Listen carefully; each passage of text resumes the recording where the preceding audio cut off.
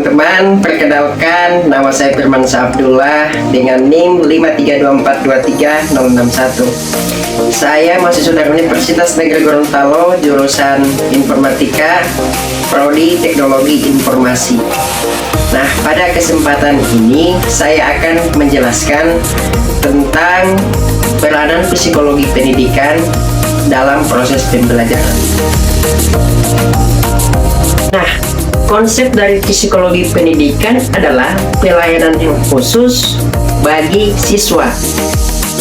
Kalimat siswa yang berarti di sini adalah seseorang yang belajar di lingkungan sekolah, itu yang namanya siswa. Menurut Bernard, tujuan psikologi pendidikan adalah untuk memahami bagaimana proses belajar mengajar itu agar bisa lebih efektif.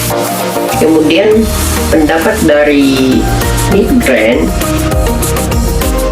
adalah tujuan psikologi yaitu untuk membantu seorang guru dan perkembangan prospektif dari seorang guru dalam memahami proses pendidikan yang terbaik. Selanjutnya, ada teori-teori psikologi dalam pembelajaran. Yang pertama, ada pandangan kognitif dari seorang filsuf yang bernama Jean Piaget. Jean Piaget mengklasifikasikan perkembangan kognitif pada 4 fase. Yang pertama, ada fase sensomotor, kemudian fase profesional, selanjutnya ada fase konkret, terakhir ada fase formal. Nah, teman-teman, di dalam fase sensomotor, Jean Piaget mengungkapkan bahwa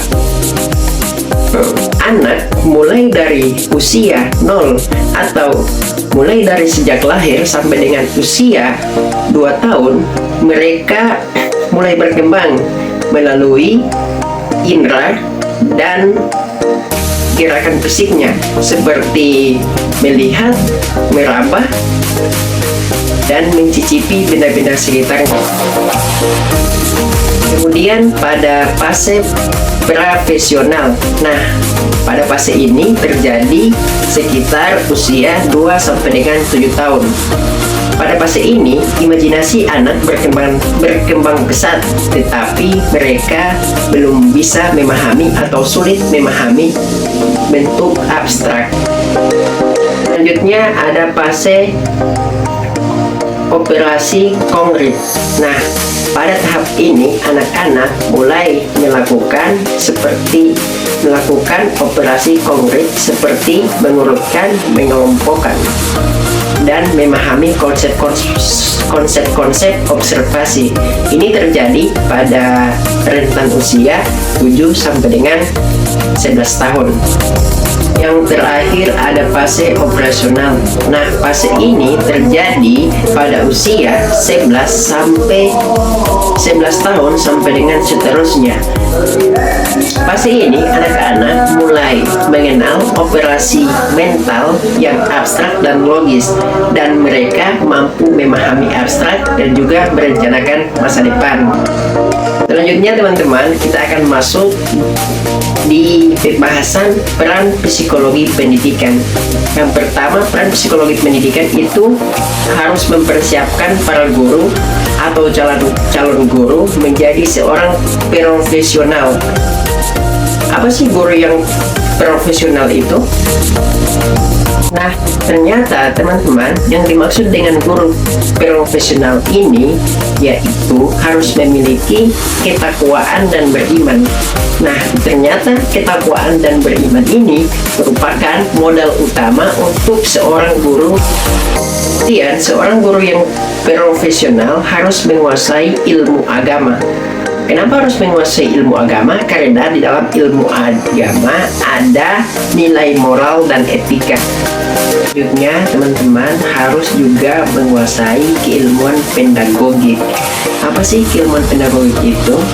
Nah, ilmu pedagogi itu teman-teman adalah seni untuk pembelajaran atau secara psikologi yang akan dihadapi oleh murid-murid itu sendiri.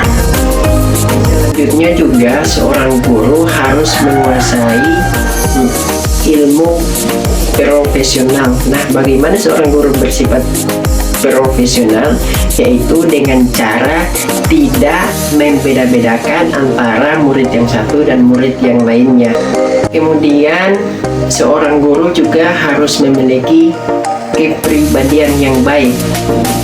Kenapa seorang guru harus memiliki kepribadian yang baik? Karena seorang guru itu menjadi contoh dan teladan bagi muridnya.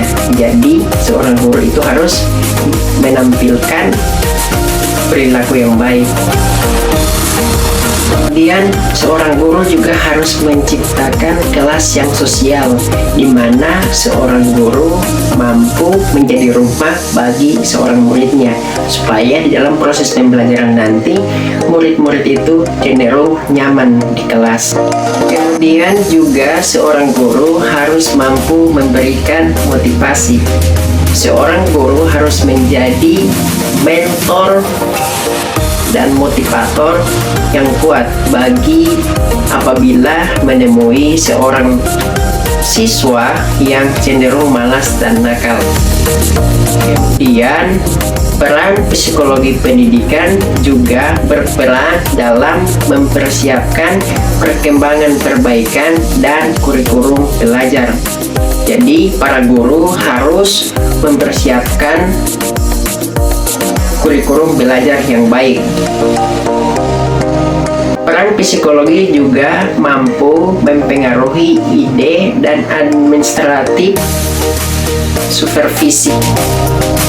Nah, jadi itu adalah pemaparan materi peran psikologi pendidikan dalam proses pembelajaran dari saya. Lebih dan kurangnya saya mohon maaf. Billahi fisabilil haq wa astagfirullah. Wassalamualaikum warahmatullahi wabarakatuh.